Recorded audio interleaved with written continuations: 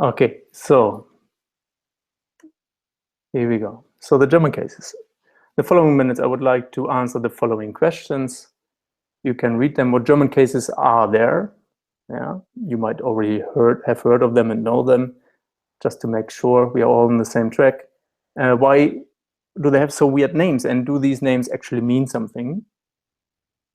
And how do I identify a case? Yeah, it's also important to be able to see which case is what. Yeah. Okay.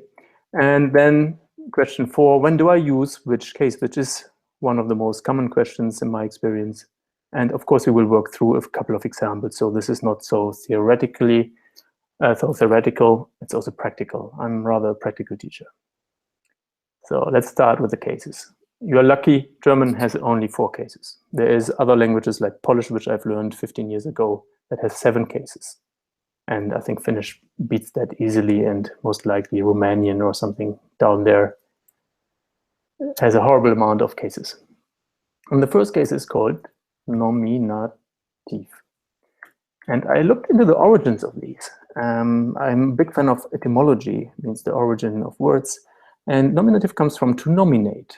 And you know that word from to nominate a president or nominate someone for the Oscars. So the nominative is the nominator of the sentence, is the boss, let's say, who is doing the action that is performed in that case, in that sentence. And if you want to find out about the boss of the sentence, you have to ask who. Or sometimes it's a what. Yeah, for example, who barks the dog? In German, that's a who. Or what rings the mobile? And in German, those questions are wer, if it's a person, or was, if it's a non-person. The second case is accusative. Sorry, it's written with double K, only with C in English. And it comes from the word to accuse. And that's actually quite beautiful, because here at Smarter Germans, we give our clients glasses, our learners glasses and classes, nominative, accusative classes. I'm sorry, I'm confusing the words here. So to accuse, the thing that is accused is in the accusative. And now you have to understand, accuse is a bit wider, is to be understood a bit wider. So actually everything you buy, you sell, you kiss, you touch, you taste, you eat, almost everything that is the victim of what is happening is the accusative. And if the victim is a person, for example, I love you, you are the victim of my love, we have to ask, whom do you love? And in German, that is wen. But let's say I love my mobile, it's not a person, it's a non-person, so I ask again, was? Was liebst du? What do you love? Next is dative. Dativ auf Deutsch. Dative comes from dare, to give. Funny enough, it's not the thing or the person giving anything, because that would be the nominative. The nominative is the giver, the one that does the action I've said. So the dative is nevertheless related to giving, because it's the receiver of a thing. So if there is a thing that is given, or for example, there is something that is told to you, then that is the nominative. In English, you would ask, to whom have you given the mobile? And in German, careful, we only use one word, wem. I delete the English. And there's no was here. So we use that for both. Last case, which I will not go too deep into, because it's on its way out. In a couple of years, maybe 50, 100 years, the genitive might be dead. And for B1, if you're a beginner, you don't need the genitive. Should you come across it, it's easy to understand. So I don't usually bother talking much about it. But it comes from the word Genesis, which you might know from the Bible or from the lousy Terminator movie. Yeah. And it means, Genesis, something that is generated, that is coming into life. And how do you come into life? Through your relatives. Your closest relatives are your mother and your father. So it also has to do with relation. And for example, and one example in English, the door of my car is broken, and you would ask, okay, whose door is broken? And in German, that is wessen. There's also no was, so it's for both. That's an overview. These are the questions, and we will work with these questions later, and I will refer to them later on again. The next question was, how do I recognize the cases? Now, you might be familiar with this table here. I urge you not to learn this table by heart. If you want to know how to get this knowledge into your system intuitively, I strongly recommend you take a look at my How to Learn German Faster course, in which I show you a beautiful technique called preaching that puts this information into your heart, into your belly, and then you can use it without thinking. A table is always a detour. It will make you go into your head, then look for something in that table in your head, and then go back through another line to your mouth and speak. By the time you've done that, the other one has fallen asleep or switches to English. Yeah. So don't learn tables. Tables are a wonderful tool to give an overview, which is what I do here. Now, the nominative is nothing else but 4 different articles. Or let's say, to be more precise, 4 different endings. And you can see I've highlighted these endings here. Yeah. Let me color them for you. So it's actually ER, S, E, and E. And if you want to know how that looks with others, for example, to ask which car is broken, or not which car, which dog is barking, you would ask welcher. And you see we use the same ending. For das, you would use welches, or welche, or plural, welche. And this is the beauty. No matter what article, the endings are always the same. Yeah. Now, the nominative has a function. We said in the beginning, it's the nominator. And the nominator is so oppressive, it subjects the rest of the sentence under its reign. So if it subjects everything else, it's called the subject. The subject is always nominative. There's no exception. The accusative is simply another set of endings. And if you take a look, let me delete this. If you take a look, you will find that they are actually pretty much the same. Yeah, it's the only difference you find is in the masculine. Yeah, it's en instead of er, but the rest das, die. And as the accusative is telling us who is accused, who is directly influenced by the verb, by the action, it is the direct object. Don't worry about that. Yeah, just notice it. You don't have to know these terms. I will show you later how to find the accusative without thinking in these grammar terms. Then we have the dative. You see it's a completely different set of endings. I will not go into this extra n here. And that's another lesson. The dative, we said, has to do with giving, and I mentioned that it is what you receive. And as it's not directly influenced by the verb, for example, if you give something to someone, the thing you give is directly influenced by the giving, but the one who receives it is indirectly influenced, and therefore it's the indirect object. I've picked a bit too big font here, so I cannot, let me do it like this, object, good enough. Yeah. But the last case, genitive, in English it's called possessive case, which I like because it makes it very visible.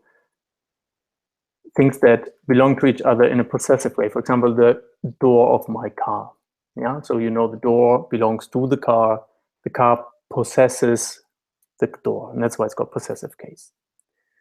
let's not go deeper here, as you can replace the genitive very easily with the dative. But again, now that's the theory. I hope it wasn't too long or too complicated. If you haven't understood anything, please ask a question. I will certainly try to answer that later on. So let me give you a few examples. The first example, I want to work with the sentence, the man brings his mother a tea. You can already try to put that into German in your head. This sentence has certain elements. It has the man, it has his mother, and it has a tea. So we have 3 elements for the 3 main cases. What I do when I read a foreign language text, I always figure out what's the verb, what's the action, what's happening, because I want to know what's happening. Germans are so keen on to know what's happening.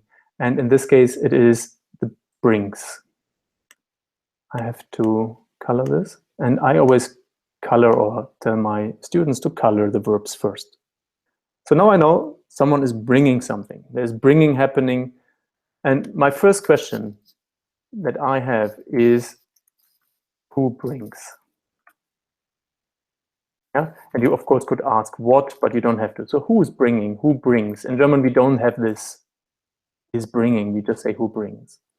And the answer to that is which case?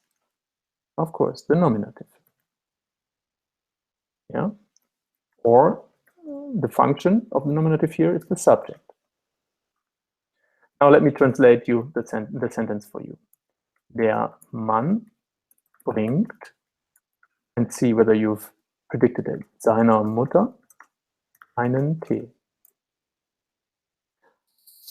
So the German question for who brings would be wer, and all I do is I take the German word, German verb, and put it here. Oops. Now it's getting bigger. So let me go the page down, sorry.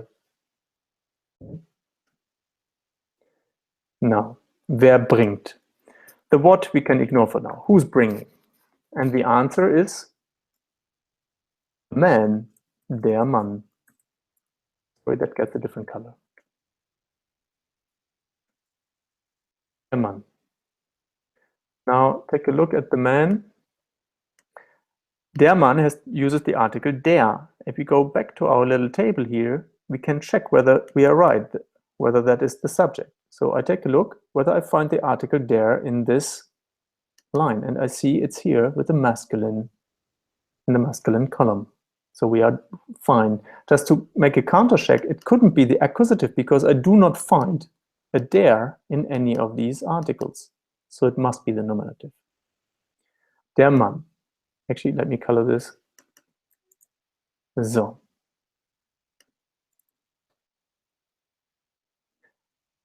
Next question would be, what does the man bring?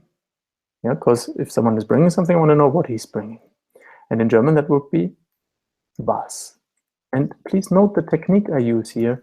Was bringt, and all I do is to take over. Was bringt der Mann? I integrate the answer from before, from above, and just add it to was bringt. Sorry. And the answer to was bringt der Mann, you can answer it yourself first, of course. So we have 2 more options, his mother or a tea. So does he bring his mother? Is he carrying his mother? Is the mother the one directly influenced by bringing? I hope not. Yeah, so he's bringing a tea, in German, einen Tee. Now let's take a look at einen Tee. Einen ends in en. If I take a look, we've asked was bringt er, so that's accusative. Let's take a look, and there is the en in the accusative. That's completely accurate then. So we have identified the direct object, the accusative. Now, next question, because we still have 1 more element. Actually, let me color the sentence a bit more. So the mother is left. And to ask for the mother, we know in English you would ask, to whom does the man bring a tea? And remember to whom in German, we are already here, we have the wem. Wem. And we do the same as before. We just integrate everything from above, der Mann, and I just get the answer from the very last question, einen Tee. Very beautiful, very logical. And the answer to that is, of course, seiner Mutter. It gets a different color in a second, bear with me. Now, seiner Mutter. Let's check whether we are correct, whether that is indeed the dative. If it's the dative, we have to be able to find the ending er in the article table above. So we say it's dative. Do we find er? It's not here, but it's here. So Mutter must be feminine. And of course it is. So this is how you can ask simple questions and crack at least most of the meaning of a sentence. This was a simple sentence, though. I admit there is way more complex matters. But I will show you another example that helps you to work with a bit more complex sentences. Is that so far? Do you understand this? I hope you could follow me here. It's a very logical approach. You always ask the questions in this order. Wer to get the subject or the nominative, then the was, or if it's a person, wen, and then the wem if there is a wem. Next example. The dog bites the man. So we have how many elements? We have a dog, which is masculine. I gave this away. We have a verb here, and we have the man. So we only have 2 elements. Most likely, we can only ask 2 questions. So the first thing we identify is the verb. That's this one. To bite. Let me translate that sentence right away. It's der Hund beißt, which, by the way, you know from ein bisschen, is a little bite. Yeah. Der Hund beißt, and der Mann, den Mann. The man, den Mann. Now, bites is the verb. First question. Can you ask the first question already? You remember the German question for who? Wer. And all you do is to write down the German verb. Wer beißt? Who is biting? And what's the answer? Is the dog biting or the man? Pretty obvious, right? It gets more interesting. Bear with me. So, der Hund. So this is our subject. The dog is the one doing the biting. Next question.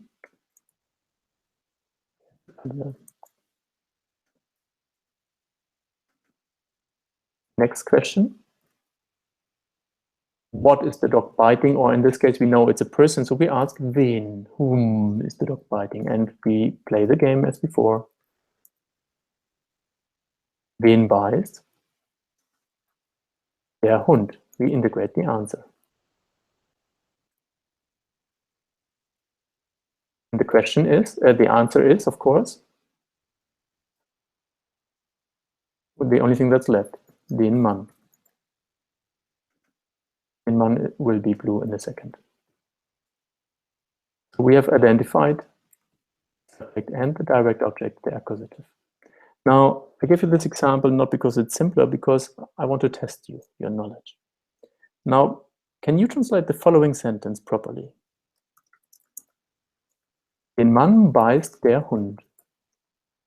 Can you tell me who is biting whom? Let's do the analysis. So beißen, wrong word, still the verb. So there's still someone biting. Now, maybe you're tempted to say it's the man biting the dog now, because that's how it would be in English. You can do the check. Man uses the article den. And if I take a look in my table, there is no den in the subject line, so it cannot be the subject. It's still the accusative, the direct object. So, den Mann, the man, is still the one that is being bitten. And the dog is still the one biting. That's the beauty of the cases. I can turn these around. In English, you would have to make now a little more complicated structure. You would say, the man is bitten by the dog. See, in English, you have to create a completely different structure, while in German, you just turn them around and keep the articles the way they are. That's the beauty of it. Now, final test to see whether you understood the logic behind the German cases. And that test is, how would you say in German, the man bites the dog? I give you 30 seconds to come up with this. And I have a little sip of water. Write your version in the live chat, please, or into the comments on Facebook. I want to see what you know and whether what I explained was conveyed properly.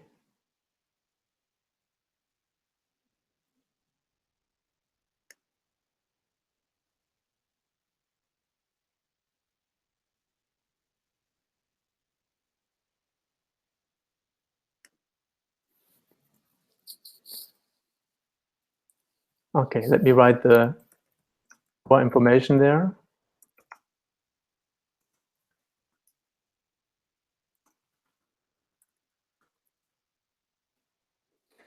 So far, I can give things away.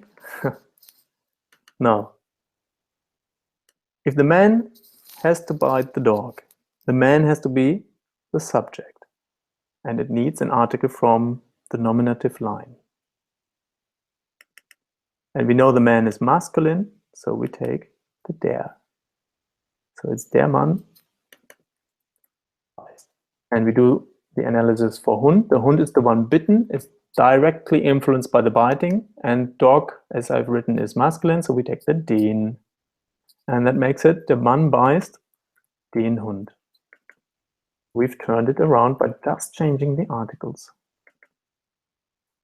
Again, in real life, you usually have the sentence order, I love you, ich liebe dich, subject, verb, direct object, as a rough outline, guideline to how to structure sentences. But in certain situations, a writer, an author might think it might make sense to turn that around or shift the sentence order a bit. You, as a beginner, if you're a beginner, you do not have to follow, you don't have to be creative. You might want to be, that's fine. But if you're a beginner, stick to the sentence order, I love you, ich liebe dich, der Mann beißt den Hund. This is all I wanted to share with you. I wanted to keep it short because it's also a lot of information. You can watch this video afterwards again. So how do you say the cat bites the woman in German?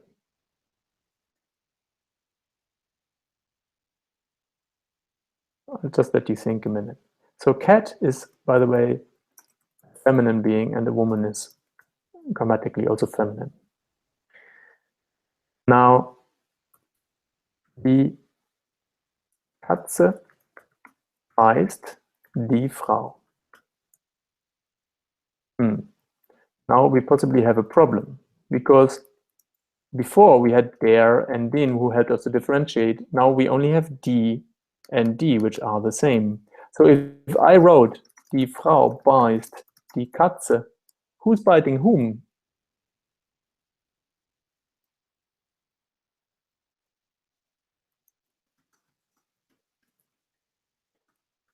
You won't believe it, but it's indeed the woman who bites the cat. Your logic might say, no, that doesn't happen. It can only be the cat biting the woman. But grammar says what comes first bites first. So it's the woman that comes first, and she's the one biting.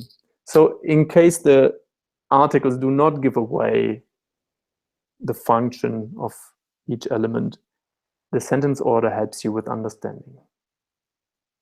It was a nice, beautiful add-on. Okay, there are some questions coming in. Let me get back to them. Sanjay asks, how can I improve my speaking? I'm making many mistakes when speaking. I give you one beautiful tip. I work with conversation trainers. I do the tuition, supervision, and planning, and my conversation trainers make you speak. And that means you want to be better at speaking, you need to speak more. But that's not all. You need feedback. If you don't get feedback while speaking, then you might learn gibberish, wrong German, and that is not in your interest, right? So you need feedback. And my clients are always told to record themselves and to listen to what they have recorded first. Before sending it to me, I have the final say whether it's correct or not. So you need to record yourself to be able to listen to your own mistakes, to find your own mistakes. And ideally, you have a native speaker around or very advanced learner who can take a final look and say, yeah, that's okay, or give you a hint where to correct. Feedback is everything. And then Michael asks, how can you easily remember these cases when you speak? Is it just from practice? I find it difficult to remember when speaking which case to use. I absolutely feel you, Michael. And that's when you learn this stuff cognitively only. There's a beautiful technique in my course. It's called the preaching.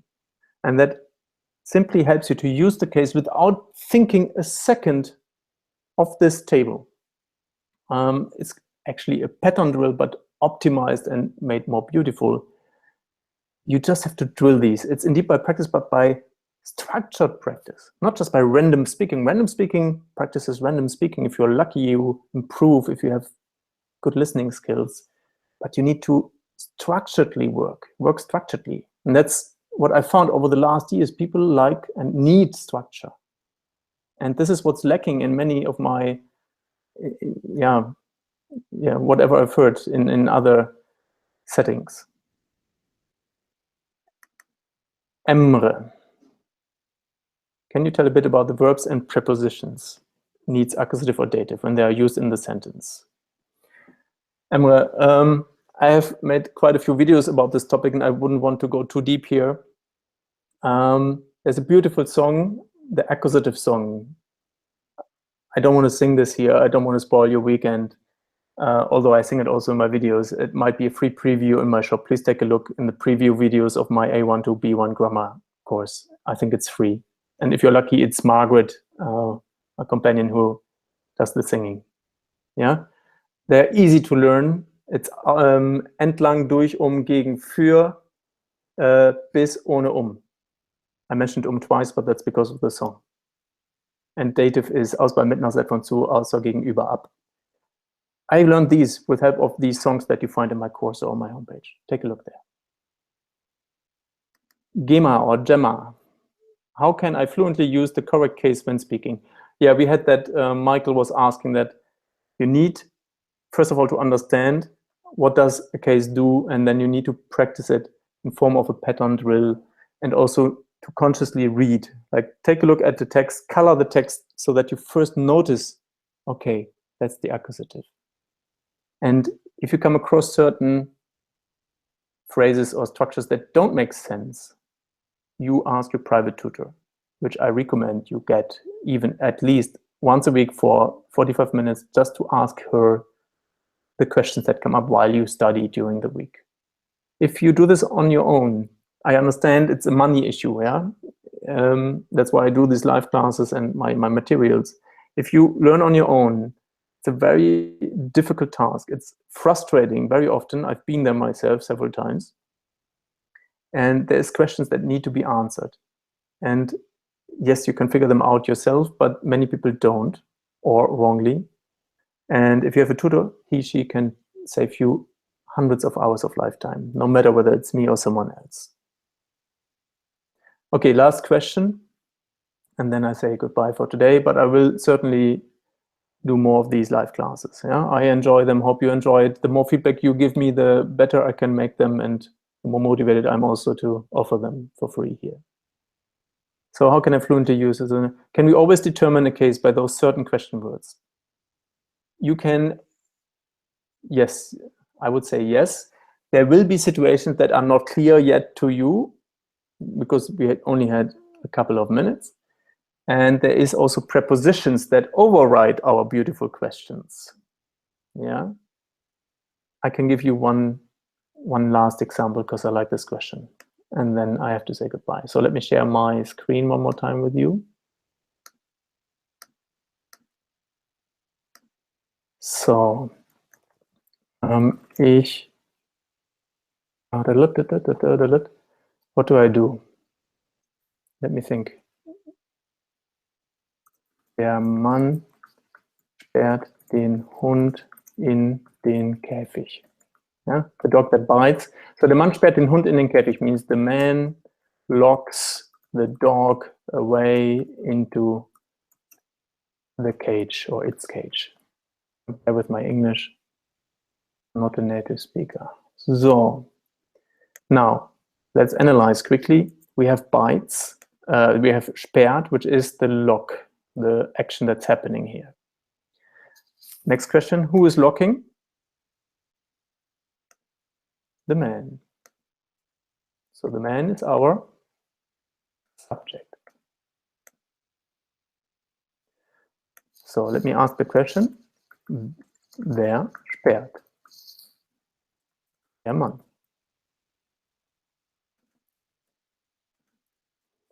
Next question, you can already think ahead while I do my coloring here. Wen, dogs are living beings in German. We don't say it, we say he. So wen